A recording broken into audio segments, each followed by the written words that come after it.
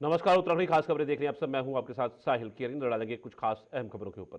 दिल्ली में तेजी से बढ़ रहे वायु प्रदूषण को देखते हुए दिल्ली सरकार ने BS4 और डीजल बसों की आवाजाही पर पूरी तरह से रोक लगा दी है। इसके चलते उत्तराखंड परिवहन निगम की 194 बसें दिल्ली में प्रवेश नहीं कर पा रही हैं। इस परिस्थिति को देखते हुए मुख्य सचिव राधा रतूड़ी ने हाल ही में परिवहन विभाग के अधिकारियों के साथ बैठक कर जरूरी दिशा निर्देश दिए थे। आपको बता दें कि उत्तराखंड परिवहन निगम की पुराने मॉडल की डीजल बसों पर दिल्ली पर लगी रोक से यात्रियों को काफ़ी दिक्कतें हो रही हैं। वहीं इस पूरे मामले पर नेता प्रतिपक्ष ने सरकार पर जमकर हमला बोला है। यशपाल आर्य का कहना है कि सामान्य बजट में विभाग बजट की व्यवस्था होती है, लेकिन सरकार ने परिवहन विभाग को हमेशा से ही दरकिनार करने का काम किया है। देखिए, विभागीय सामान्य बजट में विभागवार बजटीय व्यवस्था होती है। परिवहन विभाग को हमेशा दरकिनार किया गया है।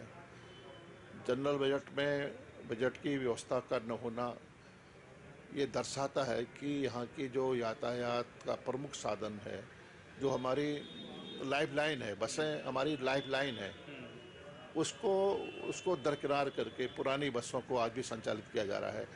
दिल्ली में बसों को रोका गया है और नया बेड़ा आने की बात लगातार सरकार करती है, लेकिन वो उस आखिरकार कब बसें आएंगी। और माननीय मुख्यमंत्री के पास विभागीय जो प्रमुख विभाग हैं उसमें परिवहन विभाग भी है। कोई समीक्षा नहीं होती है, कोई बैठकें नहीं होती है, बजट में कोई व्यवस्था नहीं होती है और डग्गा मार बसों का बोलबाला है। गाए बगाए कभी धरपकड़ हो जाती है, लेकिन एक एक गठजोड़ है, उनको संरक्षण दिया जाता है। परिवहन विभाग की जो बसें हैं वो साइड लाइन हो जाती हैं, डग्गा मार बसें आगे आ जाती हैं। तो ये जो अर्थव्यवस्था को भी जो परिवहन निगम निरंतर घाटे में चल रहा है, इसकी वजह क्या है? डग्गा मार बसें और प्रशासन, परिवहन विभाग की नाकामियाँ, परिवहन विभाग की दिलचस्पी का न होना, सरकार की नज़रें, सरकार के द्वारा कोई समीक्षा की बैठकें न करना, तो तमाम वजह है। आज मैंने कहा ना कि परिवहन विभाग माननीय मुख्यमंत्री के पास है। कितनी समीक्षा बैठक हो रही है, क्या क्या निर्देश दिए जा रहे हैं, अधिकारी क्यों सुनवाई सुनने को तैयार नहीं है। तो सब कुछ राम भरोसे।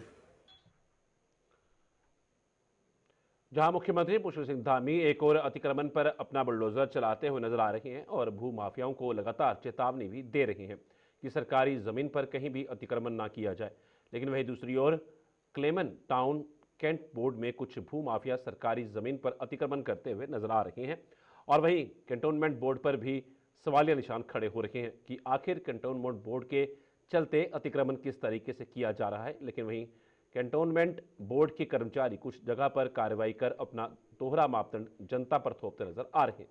देखिए खास रिपोर्ट।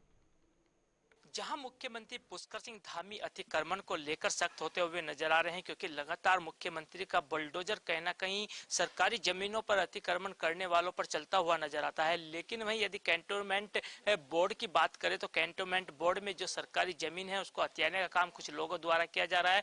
हालांकि कुछ जगहों पर कैंटोनमेंट बोर्ड की तरफ से कार्रवाई भी की गई है और कुछ जगहों पर उनके द्वारा कुछ जो अतिक्रमण किया हुआ था उसको तोड़ा भी गया है। लेकिन एक दोहरा मापदंड कहीं ना कहीं अतिक्रमण को लेकर जो कैंटोनमेंट बोर्ड है वो दिखाता हुआ नजर आ रहा है। आज पहुंचे हैं हम आज एक ही ऐसी ही जगह पर जहां पर कुछ सरकारी जमीन पर भी अतिक्रमण हुआ है और वहीं कुछ जो अतिक्रमण था उसको कहीं ना कहीं कैंटोनमेंट बोर्ड ने तोड़ा है। तो वहीं के लोगों से जानकारी हासिल करें कि आखिर क्या पूरा मामला है। और मैं आपको दिखाना चाहूंगा कि ये पूरी वो जगह है, आगे आप देख सकते हैं कि पूरा टीन सेट भी डला हुआ है कि ये सरकारी जमीन पर डला हुआ है। आखिर इस पर क्यों कैंटोनमेंट बोर्ड की नजर नहीं पड़ती। और वहीं दूसरी जगह मैं आपको दिखाना चाहूंगा कि कुछ जो रैंप है वो यहाँ पर बनाए गए थे, उनको सरकारी मानकर कहीं ना कहीं कैंटोनमेंट बोर्ड ने तो कार्रवाई जरूर की है कि उनको तोड़ दिया गया है। लेकिन वहीं कुछ लोग मौजूद हैं, उनसे बात करेंगे कि आखिर क्या मामला है, आखिर कैंटोनमेंट बोर्ड ये दोहरा मापदंड क्यों अपनाता हुआ नजर आ रहा है। मैम क्या नाम है आपका? मिस नीलम गर्ग। नीलम जी, जिस तरीके से देखा जाए कि जो कैंटोनमेंट बोर्ड है, आपने बताया कि आपका ये तोड़ दिया गया, तो क्या पूरा मामला है, कितनी फीट की गली है और किस तरह है?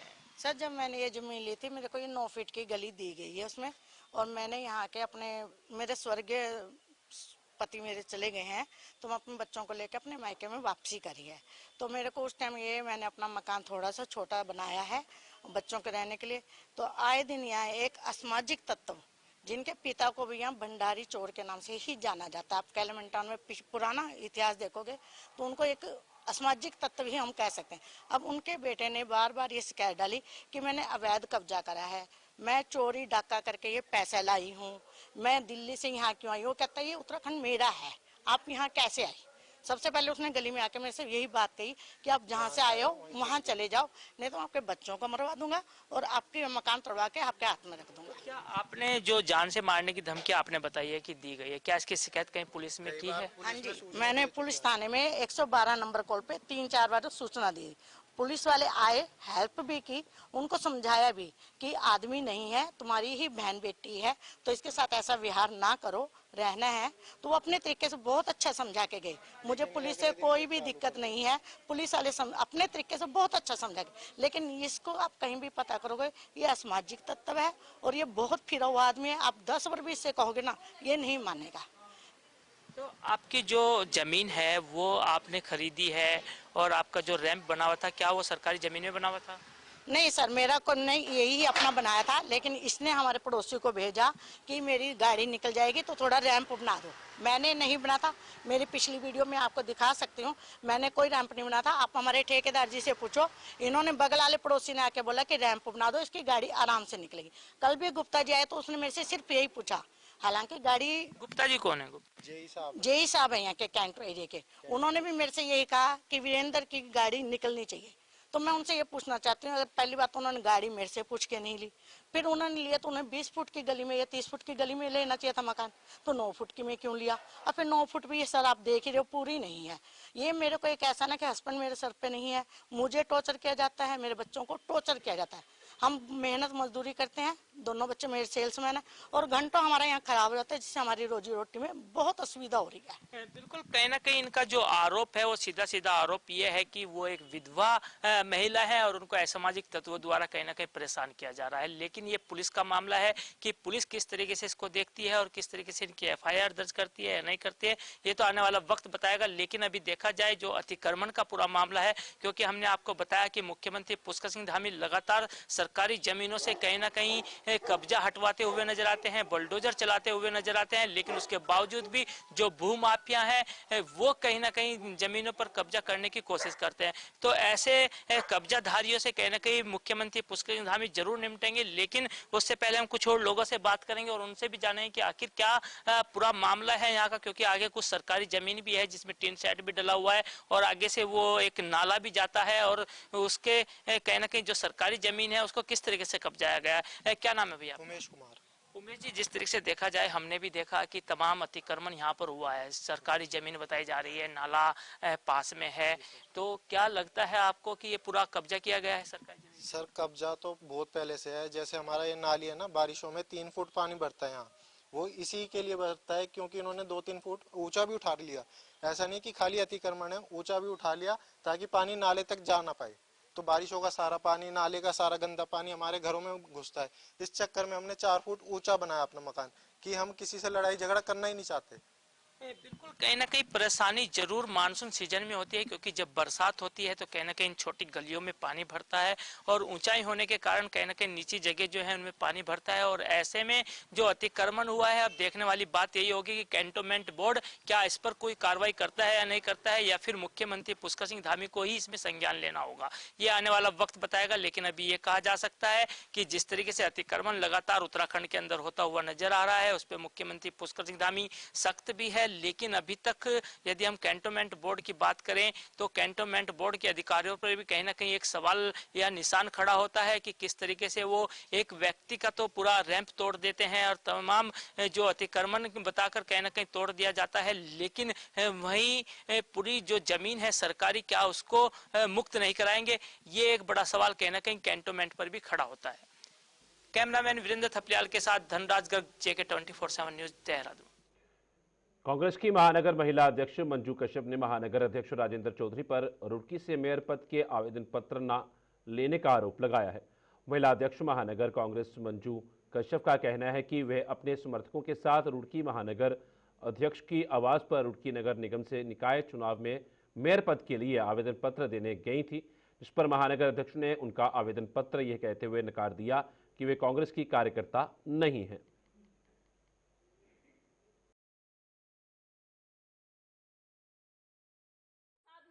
सर देखिए, मैं आज महानगर अध्यक्ष के आवास पर आई हूँ और आज जिस तरह के चुनाव चल रहे हैं तो मैं अपनी दावेदारी करने के लिए अपनी पूरी टीम के अपने संगठन के साथ दावेदारी करने के लिए आई हूँ और इनसे टाइमिंग मांग के आई हूँ ये मेयर के पद के लिए।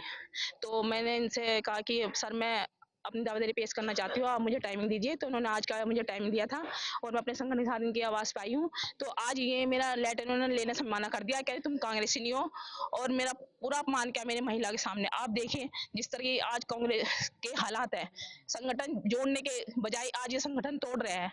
तो मैं ये बात रखना चाहती हूँ कि संगठन तो क्या जुड़ेगा, जो खुद के पदाधिकारी है उन सारा मान रहे। एक महिला होकर मैं ओबीसी समाज से आती हूँ, गरीब परिवार से हूँ, मैंने इतनी रात दिन मेहनत की है, कई वर्षों से मैं कांग्रेस से जुड़ी हुई हूँ। आज मेरे लेटर क्यों नहीं ले रहे? क्योंकि मैं पिछड़े समाज से हूँ और राहुल गांधी जी कहते हैं पिछड़े समाज को आगे बढ़ाई के है। प्रियंका गांधी कहती है कि लड़की हूँ लड़ सकती को नारा दिए क्या? इसी बात को लेकर मैं उनसे मोटिवेट होकर मैं अपना लेटर देने आई हूँ। आज इन्होंने मेरे लेटर देने से इनकार कर दिया है। तो मैं पूछना चाहती हूँ कि ऐसा इन्होंने मेरे साथ क्यों किया है और कब तक अपमान करते रहेंगे महिला सम्मान का?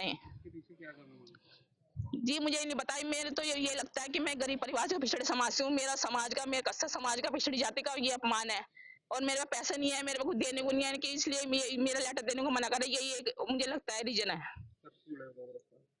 जी मुझे तो 10 साल हो गए कांग्रेस से जुड़े हुए और सबको पता है मैं कितनी मेहनत करी है अपनी महिला संगठन को लेकर। हम कांग्रेस महानगर अध्यक्ष राजेंद्र चौधरी के आवास पर पहुंचे थे, जो उसकी प्री प्लानिंग थी। हमने 3 दिन पहले इनसे टाइम लिया था, इन्होंने कहा बाहर हैं और कल रात इन्होंने हमें टाइमिंग दिया 12 बजे का। आज हम 12 बजे अपने टीम के साथ आए और हमने स्पष्ट इन्हें साफ कहा था कि हम दावेदारी करने के लिए आएंगे। मंडी मैडम की बात हुई थी कि हम दावेदारी के लिए आए हैं, मेयर की दावेदारी के लिए कांग्रेस पार्टी के सिंबल से। उसका इन्होंने टाइमिंग दिया और बुलाया। हमने ये भी कहा कि हम टीम के साथ आएंगे, इसलिए आप हमें टाइमिंग सही से दें। इन्होंने हमें बुला लिया। आज बुलाने के बाद इन्होंने बहुत बेइज्जती करी। अगर आदमी तैयारी से आए अपने आदमी अगर इन्होंने हमें बेइज्जती करनी थी, हमें बुलाते, हमें बात करते कि हम आपसे बात करेंगे, हमें पर्सनली मिल लेते। हम उसके तैयारी से आते, उस हिसाब से आते। आज हम अपने दावेदारी के हिसाब से आए, अपने लोग लेके आए और इन्होंने बेइज्जती कर दी कि कह दिया आप कांग्रेसी नहीं हो। मेरा इनसे ये पूछना है, और प्रदेश जैसे भी जो महानगर अध्यक्ष बनाया गया है वो शायद नशे में रहता है, क्योंकि जब इन्होंने ज्वाइनिंग खुद कराई तो आज वो कैसे कह देंगे कि आप भाजपा वाले नहीं हो। काउंटिंग के इसी वजह से, काउंटिंग से एक दिन, वोटिंग से एक दिन पहले नाराज हो गए, रात को छोड़ के भाजपा ज्वाइन कर ली मंडी मैडम ने। किसी वजह से वो सबको पता है कारण क्या रहा है। अगले दिन मुझे पता चला, मैंने काउंटिंग वाले दिन ही, वोटिंग वाले दिन ही इनको बना लिया और अगले दिन, वोटिंग से अगले दिन मैंने राजेंद्र चौधरी जी, प्रेम सागरपुर जी ने सबको बुलवा के इनकी ज्वाइनिंग करा दी। ओबीसी समाज से हम भी हैं और हम भी साधारण किसान परिवार से हैं और कांग्रेस में आवेदन पर कोई शुल्क नहीं, ना अभी कांग्रेस में आवेदन लिए जा रहे, ना मुझे किसी ने आवेदन देना चाहा, ना दिखाया, ना दिया गया, ना मैंने किसी का इनकार करा।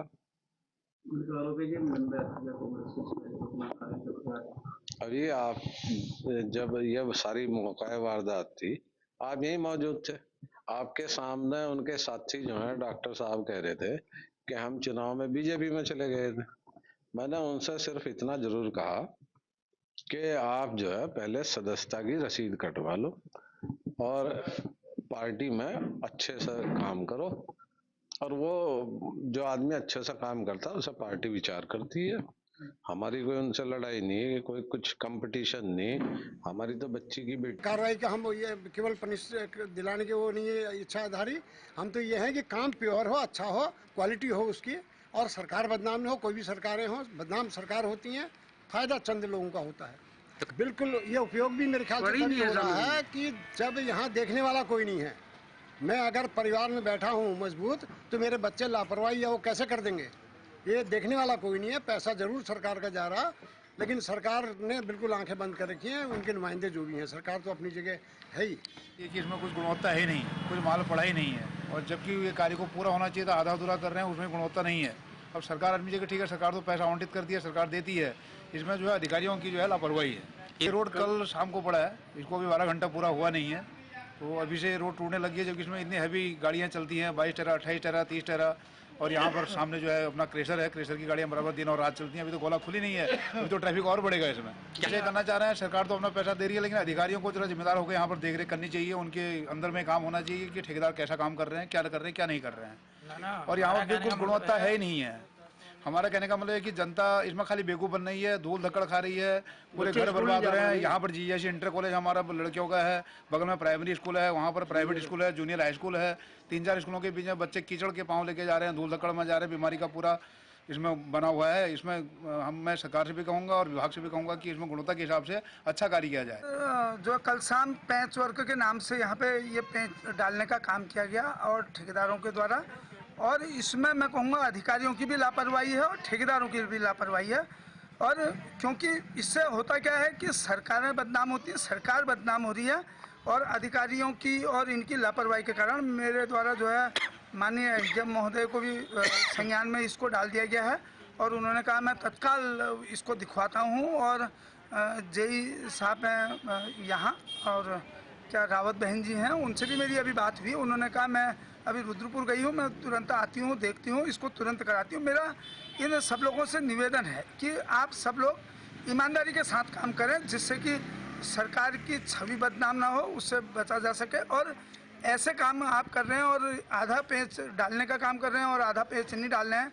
सामने की सड़क को अगर देखेंगे तो वहाँ पे वो कह रहे हैं इतना ही डलेगा, आगे नहीं डलेगा, हिस्सों को रोकने का काम, जिससे सरकार की बदनामी होती है। और मैं आपके मीडिया को धन्यवाद देता हूं कि आप लोगों के कारण, आप लोगों के द्वारा जो है लगातार और असर होता है खबरों का। और कुछ समाजसेवी के माध्यम से ये पता चला था कि यहाँ पे जो है वो अच्छी गुणवत्ता